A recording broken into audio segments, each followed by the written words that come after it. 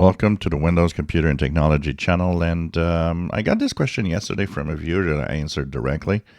And I got it this morning by two other viewers, one by email and one in comments.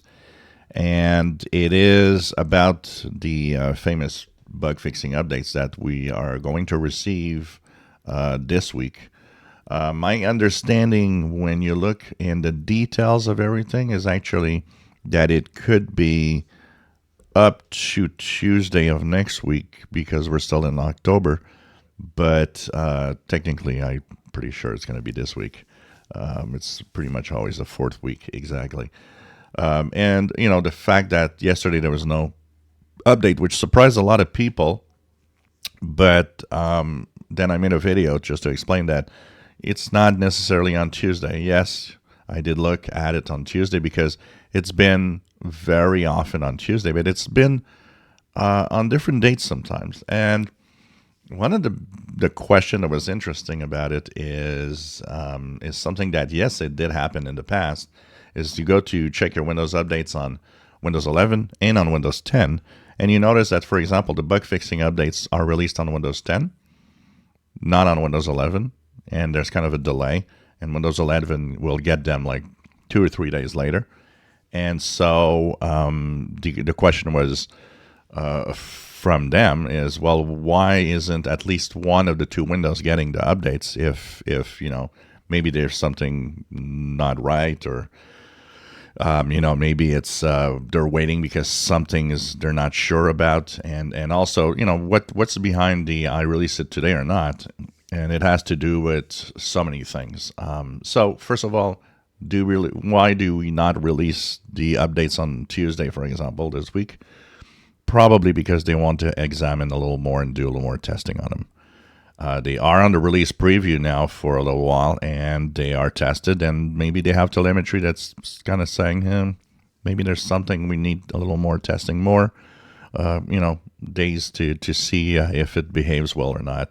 And sometimes last minute change. What we get in the release preview in the insider rings and what we get in the final stage could be slightly different. They could have modified something because something wasn't right.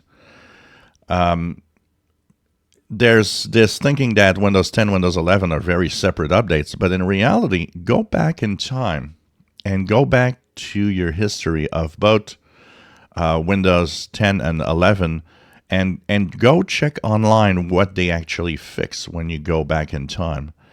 And when you go and look at the history of your updates, what happens is that in the update history, both Windows 10 and 11, when you look at the KB articles, you'll notice that the majority of what is fixed in Windows 11 is the same thing of what's fixed in Windows 10.